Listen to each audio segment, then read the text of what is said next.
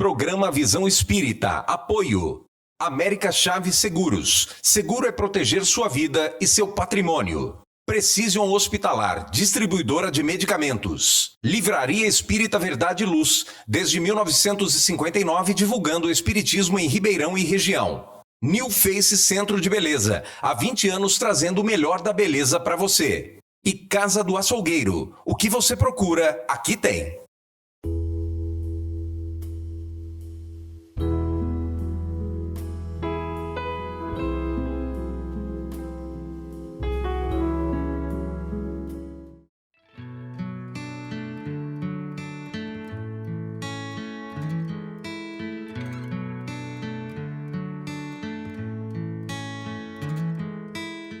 A alegria estar em Ribeirão novamente, depois de um longo prazo, porque a pandemia nos afastou durante um tempo. Todos nós que estamos aqui hoje estamos por alguma necessidade que, mediante a nossa fé, a nossa dedicação, haverá de ser atendida de alguma forma. Mesmo que tenha vindo alguém assim, cheguei enganado, achei que o Júlio ia psicografar. E, ao pensar nisso, poderia pensar que sairia daqui sem algum tipo de recurso. Mas se a gente prestar atenção, desde a harmonia desse coral maravilhoso, a todas as outras questões que vamos vivenciar aqui hoje, seja uma nova amizade, seja o que for, a gente vai levar para a vida, para o nosso íntimo, para o nosso, como dizia Marisa Monte, infinito particular. Eu completo 22 anos de tarefa mediúnica. E esses você começou então a tarefa mediúnica antes de nascer, que você não tem cara de ter mais que 22. Eu sou de família católica, o tipo de católico que eu acho que tem alguns aqui, inclusive, que é aquele católico que tem a fé católica porque o pai foi católico, porque a mãe foi católica, porque os avós tinham essa tradição. Lá em casa a gente tinha essa tradição. A família do meu pai era muito católica. Então, assim, quando a gente visitava nossos tios na roça, sou de Araxá, nasci em Araxá, a gente visitava a tia Lúcia, que desencarnou há quase 2 meses atrás. A gente via lá na parede da roça aquele monte de quadro de santo, típico de Minas. Sempre tinha um lugarzinho que deixava flores e velas para um santo. Sempre o coitado do santo tinha que atender aqueles pedidos semanais da família. E eu vim de uma família desse tipo de tradição. Não era de ir à missa, não era muito de aprofundar em estudos, mas que tinha sua formação designada como um católico. Não um praticante, mas um católico. Com 4 anos de idade, eu tive o primeiro contato com os espíritos. Hoje eu calculo que foi entre 4 e 5 anos de idade. Na época, a minha família falou assim, olha, isso deve ser coisa de criança. Os primeiros conselhos para minha mãe foram, isso é coisa de criança. Isso tem passagem, as crianças geralmente elas arrumam esses amigos imaginários. E até que eu comecei a estudar no Colégio Rotary em Araxá, em 1990, não era um problema tão grande. Mas quando eu pus os pés na sala de aula, virou um problema. Eu via mais professores do que o normal. E você imagina estar numa sala para atender a alguns professores, não só um professor. Era muito confuso para mim, eu vivi uma fase que está em qualquer biografia que vocês procurarem na internet, sobre mim, sobre vídeo. Inclusive, nossas entrevistas a gente falou sobre isso, tem alguns vídeos já gravados no canal, onde eu explico um pouco sobre essa trajetória. Não é a minha intenção que hoje traçam a trajetória, a gente vai chegar a discutir hoje sobre a transição, sobre a mediunidade, é um misto de assuntos que estamos precisando ouvir, sobre mediunidade e os tempos que estamos vivendo. E em 93, aos 9 anos de idade, foi o que eu considero hoje, há 30 anos atrás, eu estava vivendo os piores momentos que talvez eu já vivi nessa encarnação. 9 anos de idade, eu tive que parar de estudar porque a mediunidade não era compatível com a escola. Eu via e ouvia o tempo inteiro os espíritos. Não era possível uma criança de 9 anos não ser diagnosticada naquela época como alguém em Minas Gerais, não sei se isso aqui existe em Ribeirão Preto, ele tem problema de cabeça. Aqui tem isso ou não? Então eu comecei a ser taxado na escola, já era taxado, mudei de escola em 93 para o colégio, que hoje eu não sei o nome, na época a gente chamava de CAIC, que era um projeto do governo, sempre estudei em escola pública, e ali eu encontrei muito desafio. Naquele ano, eu tive que ir justamente para o consultório de um neurologista, que era meio que metido também a psiquiatra. E ele praticamente me torturava no consultório. Então ele falou para minha mãe assim, olha, ele só vai ter uma melhora, minha mãe trabalhava no Hospital de Santa Casa, a partir do momento em que ele for tomar medicações. A medicação não ia resolver meus problemas. Na verdade, ela criou novos problemas. Eu passei a ter estágios na escola com muito sono, muita irritação, por causa dos bullying que eu sofria. E aí eu comecei a ter muito problema na escola e não conseguia concentrar e tive que parar de estudar. E estudar sempre foi a minha paixão. Sempre foi a minha paixão. Naquela época, não existia tantas regras assim, não existia uma fiscalização ali em cima, mas eu era considerado um doente mental. Então eu tive que parar a escola. E aquilo para mim foi como se fosse um tiro no peito. Sempre amei estudar. Inclusive voltei a estudar agora mais velho aqui em Ribeirão, inclusive. Estou meio ribeirão pretano, meio mineiro. E ali em 93 foi um ano difícil, porque eu lembro que meus cadernos, super bem escritos, os meus sonhos teve que ser paralisados. E eu comecei a tomar medicação incessantemente. Até que numa noite, meu pai era mestre de obras, ele fez uma casa grande para a gente, a minha irmã tinha sido abandonada do casamento, eu sou o caçula de 4 irmãos, ela foi morar com a gente. E naquele ano, a vida nessa confusão, cada um tinha seu quarto. Meu pai fez uma casa grande para todo mundo. E ali, no meu quarto, à noite, eu vi um espírito entrando ali. Uma mulher que se identificou como Gabriela e disse para mim assim, olha, nunca desobedeça a seus pais. E é tão interessante isso, porque o Espiritismo e o Livro dos Médiuns, em qualquer estudo sério mediúnico, te ensina, antes de desenvolver a tarefa mediúnica, ou no decorrer da tarefa mediúnica, a filtrar as informações que você recebe. Tem muita gente que fala assim, por quê? Porque os desencarnados são como os encarnados, só não estão num corpo físico. E eles querem passar mensagens o tempo todo. Você que tem que filtrar, às vezes com a ajuda do seu mentor, o que deve ser seguido adiante. Se vocês falassem assim, olha, tem uma mensagem para mim, de repente tem, do seu obsessor, mas eu vou te falar, olha, o seu obsessor mandou te falar assim que ainda vai te matar nessa encarnação. Imagina que... E quando a gente julga, inclusive, algumas casas espíritas, é justamente por esse tópico, porque às vezes a pessoa recebe uma informação e passa, e ela nem sabe que não pode passar, porque ela não tem um senso desenvolvido. Mas é por isso que a gente filtra as informações. Olha só a informação da Gabriela, nunca desobedeça seus pais, porque em seguida ali ia dar um conselho para me desobedecer. Mas não tome esses medicamentos. Segure eles na sua boca e quando você for ao banheiro, cuspa-os no vaso, ou seja, me ensinou todos os processos para desobedecer meus pais, e dê descarga. Mas é só nisso que é para você desobedecer. E aquilo me salvou. Eu não digo que isso só me salvou, porque em 94, o meu irmão mais velho, que era assim, nossa, o Gilberto é o grande exemplo de casa, né? Estava com 18 anos já, como eu disse, eu sou caçula, eu estava com 9, ele é 9 anos mais velho que eu, minha irmã 11 e meu outro irmão 5. Então eu era a criança da casa, né? O meu irmão começou a ver espíritos. Ele trabalhava numa cantina, ele fechava a cantina à meia-noite e ia embora para casa. E um dia ele resolveu passar numa ponte, na ponte que ele sempre passava, cerca de 00h20, e viu uma mulher flutuando sobre a ponte. Ele falou assim, meu Deus, correu e chegou em casa desesperado. Isso em 94. Eu brinco assim, que isso no final de 93, na verdade, a gente estava entrando em 94. A partir daí, a gente não teve sossego mais em casa. Nossa casa em Araxá passou a ser uma casa tipo assim de problemas. Olha lá, os filhos problemáticos do seu Pedro. Meu pai desencarnou o ano passado.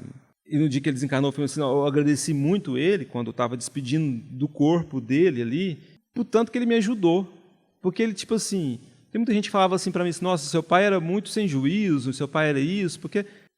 até isso a gente está perdendo em sociedade. Antigamente, a pessoa desencarnava, ela era muito bem falada. Hoje em dia, ela não tá, nem nisso não está conseguindo mais agradar. E eu falava assim, meu pai me ajudou muito, ele me salvou. Ele que me ensinou a rezar, ele e minha avó. E aí, ali, em 94, no final de 93, meu irmão começou a ter visões. Eu e ele juntos, médiuns de efeito físico, mediunidades muito ostensivas, começamos a produzir fenômenos físicos dentro de casa. As mesas se arrastavam, os espíritos materializavam praticamente. Você tem noção? A partir daí, meu pai falou assim, opa, alguma coisa está acontecendo. Porque até então era o problemático de cabeça, mas o Gilberto era o exemplo de adolescente formado. um exemplo formal de adulto de sucesso. Ele é muito juizado. O Julinho, não, eles me chamam de Julinho. Julinho, desde 4 anos, conversa sozinho pelos cantos. Então deveria ser doido, né, gente? O Gilberto não, o Gilberto nunca teve isso, ele de repente passa a ter. Só que não foi só o Gilberto. Todo mundo lá de casa começou a ver. Todos, sem exceção. Meu pai começou a sair com a gente para todo tipo de casa espírita que tinha em Araxá. Nenhuma atendeu a gente. Olha para vocês entenderem, olha para vocês terem noção. Todos os doutrinadores, palestrantes que recebiam a gente, meu pai explicava. E eles falavam assim, é criança, não tem como a gente fazer nada. Tem que estudar. O espírito tem essa mania, né, gente? Tem que estudar, viu? Tem que estudar. Você chega na casa, eu estou com um problema mediúnico. Você tem que estudar. Mas o que eu tenho que estudar? O que eu tenho que tentar entender? As casas espíritas parece que se fecharam para aconselhamento, que é o principal do espiritismo acontece. O tempo todo os espíritos, no livro dos espíritos, nos aconselha. Quando o Santo Agostinho faz um resumo de uma pergunta, de um tema, são conselhos.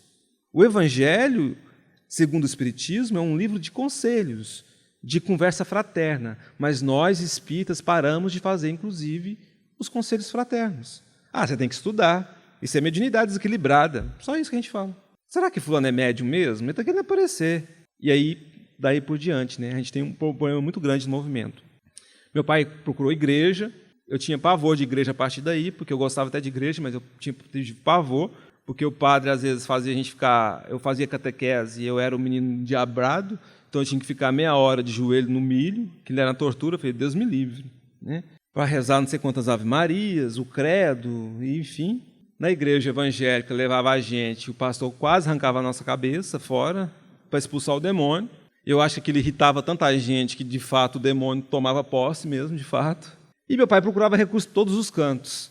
E meu pai achou o recurso numa casa de umbanda, com um médium iletrado. Um senhor que eu nunca vou esquecer dele, embora eu nunca soube o nome dele. Eu nunca esqueço, meu pai entrou na casa de umbanda, porque era o último recurso. Pensa, um pai vendo 2 filhos, e principalmente eu, perseguido socialmente. Hoje eu penso assim, que dor que meu pai sentia, porque eles morriam de vergonha, né? A minha mãe trabalhava na Santa Casa, meu pai era mestre de obras, então eu não ia para a escola. Para a escola dava problema, os meninos faziam bullying. Eu ia, parava na sala de diretoria, porque eu não reagia bem aos bullying, não reagia bem às instruções dos professores, e ia justamente para a sala de diretoria. Alguém me buscava lá para o serviço do meu pai ou para o serviço da minha mãe. Geralmente para o serviço da minha mãe, ao lado do necrotério da Santa Casa. Nossa, fulano de tal está aqui. A mulher, mas fulano de tal, o que está ali no necrotério que morreu? É ele mesmo. Então, tipo assim, eu era o terror. Nossa, o filho da dona Eni vem hoje, pelo amor de Deus, né? Tomara que ele não venha hoje para dar notícias. E aí, um senhor nos atendeu. E ali, naquele recanto simples de chão batido, um médium iletrado, analfabeto, nos explicava as coisas sobre o que ele podia fazer para ajudar a gente. Olha, eu não sei muito sobre isso, eu não esqueço disso uma vez, que eu falava para ele chorando, que eu não queria parar de estudar. Ele segurou minha mão trêmula e falava assim, vamos rezar. E eu não esqueço de uma vez que um espírito, na psicofonia dele, ou seja, como alguns pensam, incorporado a ele, disse na voz que quando eu crescesse eu entenderia tudo o que estava acontecendo. Eu nunca esqueci dessa noite. Às vezes era meio assustador, eu e meu irmão compartilhavam as mesmas visões. Meu irmão, entretanto, nunca quis seguir a mediunidade, ele tem pavor de sociedade, ele não gosta de conviver com gente. Ele é muito isolado, nunca seguiu, é médium até hoje, mas ele não quer, tarefa de Deus me perdoe. Não sei como é que você aguenta. E aí, em 90, foi tanta pressão que em 93, 94, 95, 96, eu não esqueço disso, final de 96, eu já estava com 12 anos de idade, meu pai chegou ao fim, porque ele já estava sem saúde. Ele falava assim, a gente vai voltar para a roça, que era a roça onde foi criada a família dele, que hoje é o Instituto. O Instituto hoje foi um terreno que eu comprei da minha tia e doei para a instituição. Ao redor são os meus parentes. Meu pai, inclusive, do lado. E aí ele decidiu ir embora para a roça, que não aguentava mais, porque era muita pressão. Além de outros problemas. O meu outro irmão era meio rebelde, a minha irmã estava recém-separada, então estava um caos lá em casa. E os filhos doidos. Mas eu não esqueço que numa noite de dezembro, um tio-avô tinha desencarnado, e naquela noite eu acho que foi o fator definitivo para meu pai. Foi uma noite que os espíritos apareceram para minha irmã, apareceram para todo mundo, e exceto para esse meu outro irmão do meio. E eu não esqueço que eu estava fazendo trabalho de recorte para a escola, e os espíritos pegavam, e eu via eles colocando o dedo sobre o papelzinho, rodando assim no quarto. E isso era visível para todo mundo. Era um show. A gente brinca, hoje eu brinco assim, nós éramos as irmãs Fox, de Araxá. E aí meu pai decidiu ir embora para a fazenda, a gente foi, e aquela fase foi uma fase de interrupção de alguns fenômenos. Eu passei a ver muito menos na roça, muito menos, mas não parei de ver. Fiz amizade com alguns espíritos que moravam nas matas, conversava com eles da mesma forma, mas foi uma fase mais tranquila. Comecei a desdobrar com o Frederico, que seria o meu mentor, mas somente em desdobramento. E aí começou uma fase tranquila da mediunidade. Eu ia para a escola, naquela época o governo municipal criou um programa para as crianças estudarem, porque lá em Minas tem muito analfabetismo ainda, e vamos pôr as crianças para estudar, só que as crianças têm que trabalhar. Tipo assim, pré-adolescente, como eu, de 12 para 13 anos, não existia isso na roça. Que falasse, vai só estudar. Você tinha que trabalhar, você tinha que acordar 6 horas para tirar leite com o pai, ir para a lavoura de café. Então, eles criaram a possibilidade da gente estudar à noite, e a gente começou a estudar à noite. Eu ia para Tobati, que é um distrito que tem lá perto do Instituto, município de Ibiá, e lá eu comecei a frequentar a escola à noite. E eu ia com um amigo chamado Tiago, e eu contava as coisas para o Tiago. Olha, eu vi isso, eu vi aquilo, eu já vi isso, já vi aquilo outro. E, com o tempo, a gente ganhou intimidade. Era o Ronaldo e o Tiago. Quando eu comecei a estudar em Tobati, eu comecei a escrever compulsivamente, porque eu tinha que chegar da escola, não tinha energia elétrica na roça, e eu tinha que fazer tarefa à noite. E eu só acordava de manhã com um monte de coisas escritas. Tem muita gente que fala assim, quer dizer então que os espíritos faziam tarefa para você, inclusive. Nunca fez, gente. Você passou nos vestibulares de medicina porque os espíritos passou você. Não foi não, gente. Não tinha passado na FUVEST. E aí, eu comecei então a ter o contato com a psicografia. Escrevia muito, intensamente. E aí, quando veio, eu falava com meus amigos assim, Ronaldo e Tiago, olha, eu escrevo assim, sem parar. Eu escrevo à noite, de manhã eu vejo as escritas. E eram legíveis. E aí eu comecei a levar coisas para a escola. Tipo assim, eu levava peças de teatro para a professora. E a professora, a Adriane, falava assim, gente, mas o que é isso? E teve outras professoras que falavam assim, gente, esse menino vai ser o novo Machado de Assis. Gente, que coisa é essa? E aquela coisa toda, aquela produção literária. E eu falava para o Tiago, e o Tiago era filho do Zé dos Anjos, espírita. E o Zé dos Anjos falava assim, isso é psicografia. E ele tentava aproximar de mim, mas eu não deixava muito. Até que em 2001, só para a gente encerrar esse ciclo da palestra, ele me levou para a Casa Espírita no dia 18 de junho de 2001, onde eu cheguei, sob o olhar desconfiado de um monte de gente. Falei, o que esse moleque está fazendo aqui? Porque em 2001 eu estava com 17 anos, mas eu era raquítico, magro. E aí, lá, comecei então o trabalho, dia 18 de junho de 2001. Um ano exatamente depois, quando comemorava um ano de trabalho, Frederico apareceu, sem ser no desdobramento, ali na minha frente e propôs uma disciplina de trabalho para atender ao público. E o mais interessante é que em 2001 também é um ano definitivo para a humanidade. Vocês sabem por quê? Ninguém se arrisca?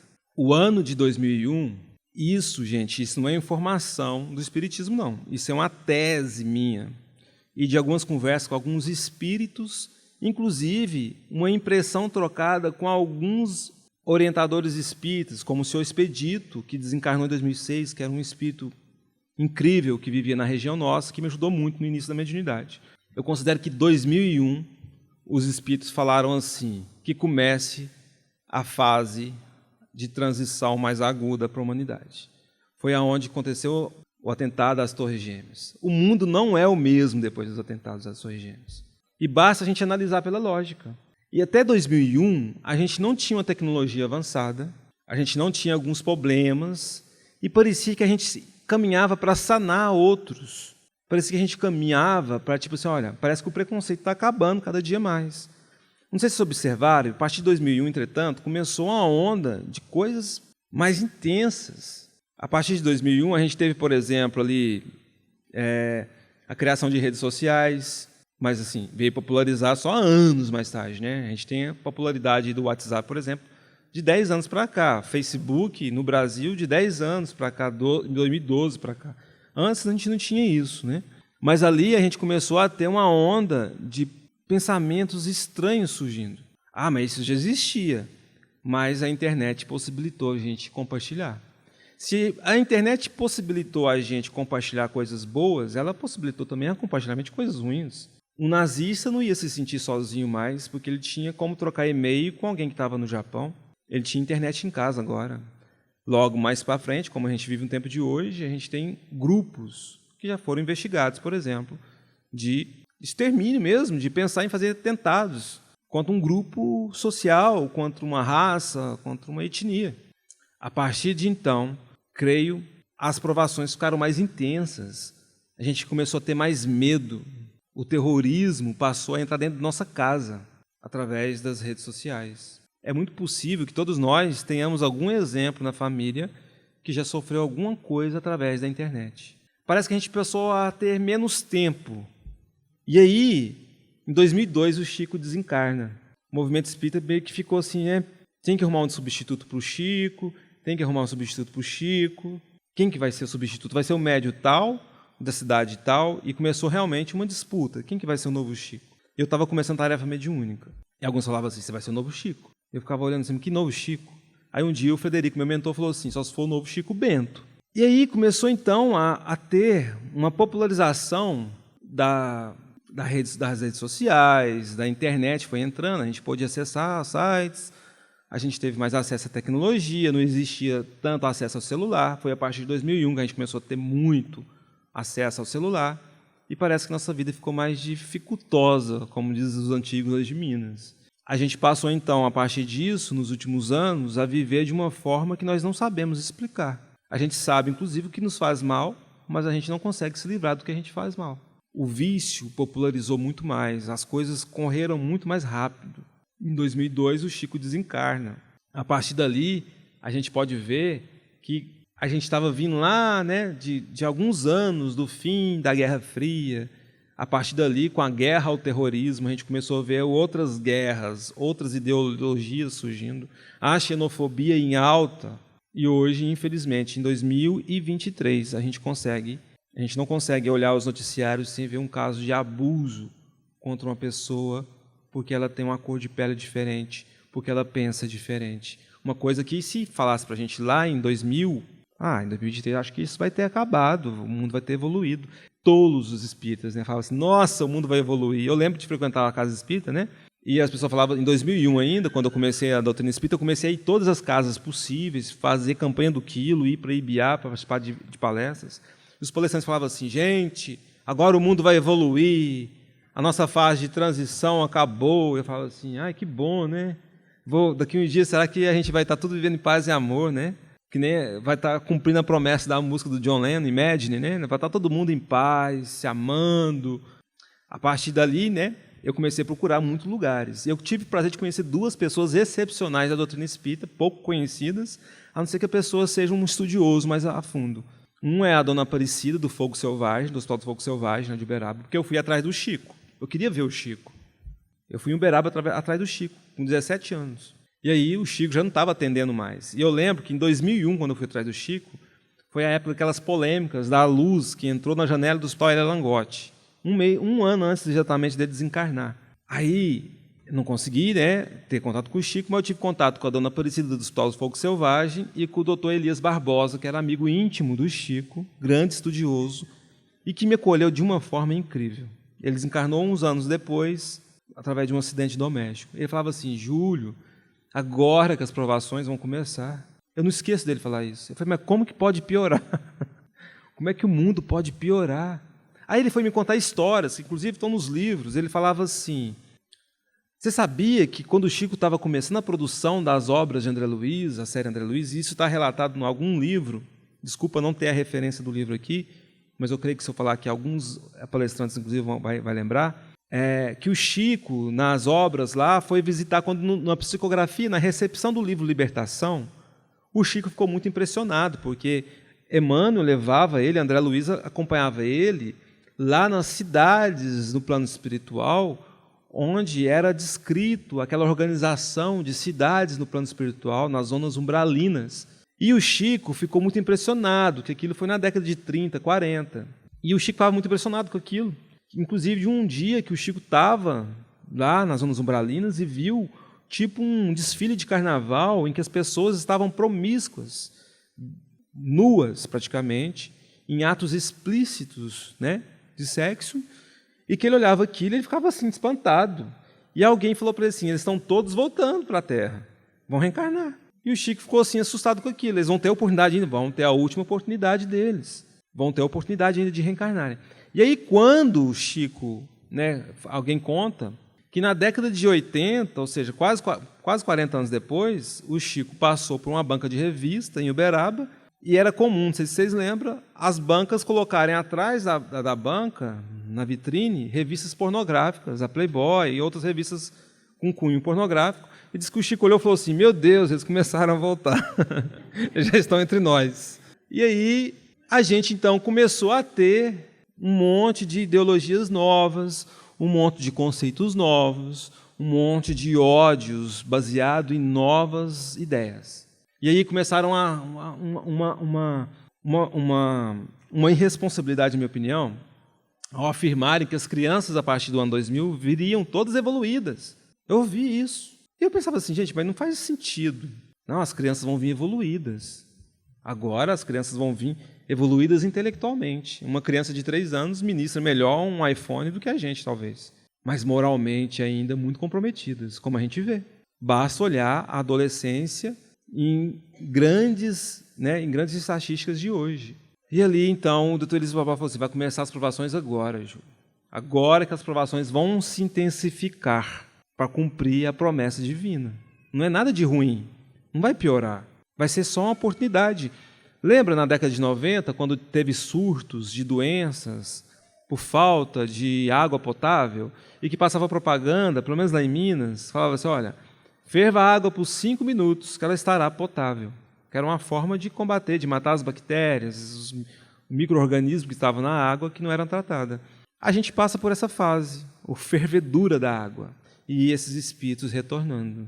Então, há 4 anos atrás, eu não converso com um senhor lá de São Roque de Minas, caipira, daqueles assim, sabe aqueles que compram na venda e fica devendo para o final do mês, mas na cadernetinha, que vai lá e paga, uma pessoa honesta, justa, falou para mim assim, o que você tem a explicar? Eu psicografei uma carta do filho dele. Ele falou assim, o que você tem a explicar para mim sobre por que os espíritos sumiram? Aí eu falei assim, como assim? Antigamente, as casas dos nossos avós nem dormiam de noite, os espíritos socavam o dedo na orelha da gente, puxavam o pé, batia a porteira, as portas. E eu pensava assim, gente, não sei, hoje em dia você não vê. Eu dormi na casa, não sei que fulano de lá, que era mal assombrado, diz eles, não aconteceu nada. Eu fiquei esperando o espírito lá de noite me pegar no pé. Antigamente você andava nas estradas rurais de noite e via assombração, que não sei o quê, e tal. Em Minas fala muito disso, assombração. E agora não vê nada e tal. Apareceu um dos amigos espirituais que me acompanha e falou assim, fala para ele assim, que esse povo está tudo aí na internet atormentando os outros. Parou de atormentar os outros nos casarões antigos e está encarnado agora com um celular.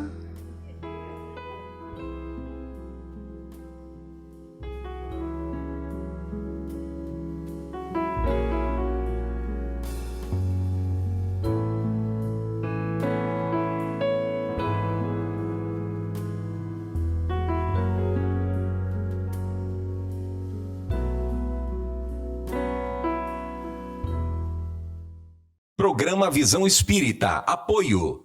América Chaves Seguros. Seguro é proteger sua vida e seu patrimônio. Precision Hospitalar. Distribuidora de medicamentos. Livraria Espírita Verdade e Luz. Desde 1959 divulgando o espiritismo em Ribeirão e região.